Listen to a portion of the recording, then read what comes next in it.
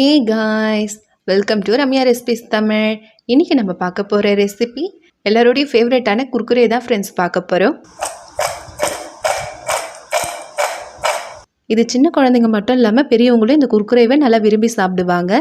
அந்த குர்குரேவை வீட்லயே எப்படி ஈஸியா செய்யறதுன்னு இந்த வீடியோல பார்க்க போறோம். வீடியோக்குள்ள போகிறதுக்கு முன்னாடி ஒரு அன்பான வேண்டுகோள் फ्रेंड्स, நம்ம சேனலை சப்ஸ்கிரைப் பண்ணாத நண்பர்கள் சப்ஸ்கிரைப் பண்ணிக்கோங்க. இப்போ வாங்க இந்த குர்குரே எப்படி செய்யலாம்னு பார்க்கலாம். ஃபஸ்ட்டு ஒரு பேன் வச்சு அரை கப் அரிசி சேர்த்துக்கலாம். இதுக்கு பச்சை அரிசிலாம் யூஸ் பண்ணக்கூடாது, நம்ம சாப்பாட்டுக்கு யூஸ் பண்ணக்கூடிய அரிசி தான் யூஸ் பண்ணணும். வாஷ் பண்ண வேண்டியதில்லை, அப்படியே சேர்த்தாலே போதும். இப்போ மீடியம் ஃப்ளேமில் வச்சுட்டு இதை வதக்கி விட்டுக்கலாம்.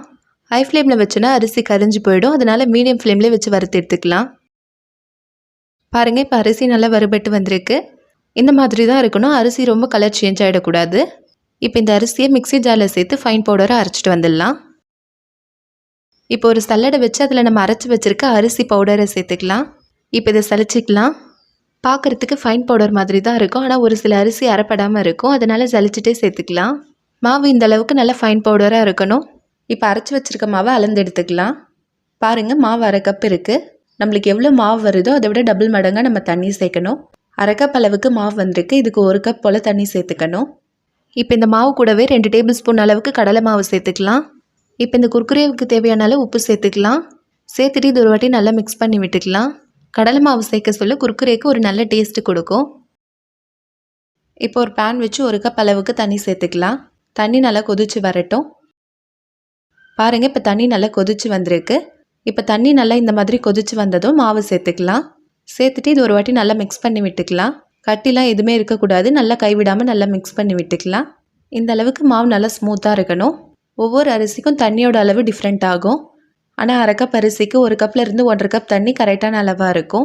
லோ ஃப்ளேமில் 5 நிமிஷம் போல் வச்சுக்கலாம், அப்போ தான் மாவு நல்லா வெந்து வரும்.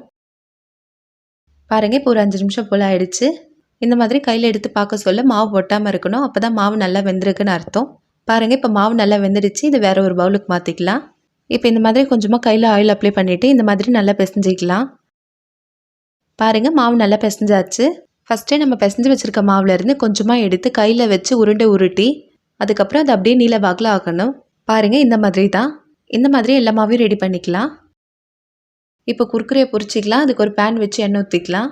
எண்ணெய் நல்லா சூடாகி வரட்டும். பாருங்கள், எண்ணெய் நல்லா சூடாயிடுச்சு. இப்போ நம்ம ரெடி பண்ணி வச்சுருக்க மாவை ஆயிலில் சேர்த்துக்கலாம்.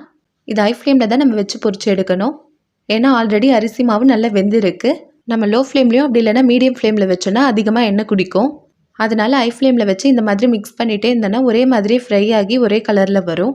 பாருங்கள், நம்ம போட சொல்ல எவ்வளோ பபிள்ஸ் இருந்துச்சு, இப்போ பபிள்ஸ் நல்லா அடங்கிடுச்சு. இப்போ எல்லாமே நல்லா ஃப்ரை ஆகிட்டுருக்கும், இதை எடுத்துடலாம். இப்போ இதே மாதிரி மற்ற எல்லாத்தையுமே பொரிச்சிக்கலாம். இது எப்படியும் சாப்பிட்லாம், நல்லா டேஸ்ட்டாக இருக்கும். குர்குரேக்கு மேலே மசாலா இருக்கும்ல, அது ரெடி பண்ணுறதுக்கு ஒரு பவுலில் 1 டீஸ்பூன் அளவுக்கு மிளகாய் தூள் சேர்த்துக்கலாம். நான் இன்றைக்கி கலருக்காக காஷ்மீரி மிளகாய் தூள் சேர்த்துருக்கேன். நீங்கள் இதுக்கு பதிலாக நார்மலாக யூஸ் பண்ணக்கூடிய தனி மிளகாய் தூள் கூட யூஸ் பண்ணிக்கலாம். இப்போ இது கூடவே 1 டீஸ்பூன் அளவுக்கு சாட் மசாலா சேர்த்துக்கலாம். இப்போ கொஞ்சமாக உப்பு சேர்த்துக்கலாம். இப்போ இது எல்லாத்தையும் ஒரு வாட்டி நல்லா மிக்ஸ் பண்ணி விட்டுக்கலாம். சாட் மசாலா சேர்க்கறது ஆப்ஷனல் தான், நீங்கள் விருப்பப்பட்டால் சேர்த்துக்கலாம். ஆனால் சாட் மசாலா சேர்க்க சொல்ல நம்ம குர்குரேலாம் கடையில் வாங்குவோம்ல, அதே சுவையில் இருக்கும். இப்போ இது கூடவே நம்ம பொரிச்சு வச்சுருக்க குர்குரேயை சேர்த்துக்கலாம். சேர்த்துட்டு இது ஒரு வாட்டி நல்லா மிக்ஸ் பண்ணி விட்டுக்கலாம். பாருங்கள், எவ்வளோ கிறிஸ்பியாக இருக்குது. இப்போ நம்மளுடைய குர்குரே சூப்பராக ரெடி ஆகிடுச்சு. அவ்வளோதான் ஃப்ரெண்ட்ஸ், நம்மளோட ரொம்பவே சூப்பரான குர்குரே ரெடி ஆகிடுச்சு. இந்த குர்குரே நம்ம கடைகளில் வாங்குற மாதிரியே நல்லா க்ரன்ச்சியாக டேஸ்டியாக சூப்பராக இருக்கும். குழந்தைங்களுக்கு எல்லாருக்குமே இந்த குர்குரேனா ரொம்ப பிடிக்கும், அதனால் கடைகளில் வாங்கி கொடுக்காம இந்த மாதிரி சிம்பிளாக வீட்லேயே செஞ்சு கொடுக்கலாம். நீங்களும் இந்த குர்குரேவை மறக்காமல் ட்ரை பண்ணி பாருங்கள். ட்ரை பண்ணிவிட்டு உங்களுடைய ஃபீட்பேக்கை மறக்காமல் கமெண்ட்டில் என் கூட ஷேர் பண்ணுங்கள். பாருங்கள், குர்குரே எவ்வளோ கிறிஸ்பியாக இருக்குது. இந்த வீடியோ உங்களுக்கு பிடிச்சிருந்தனா லைக் பண்ணுங்கள், கமெண்ட் பண்ணுங்கள், ஷேர் பண்ணுங்கள். மறக்காமல் எங்கள் சேனலை சப்ஸ்கிரைப் பண்ணிக்கோங்க. தேங்க்யூ.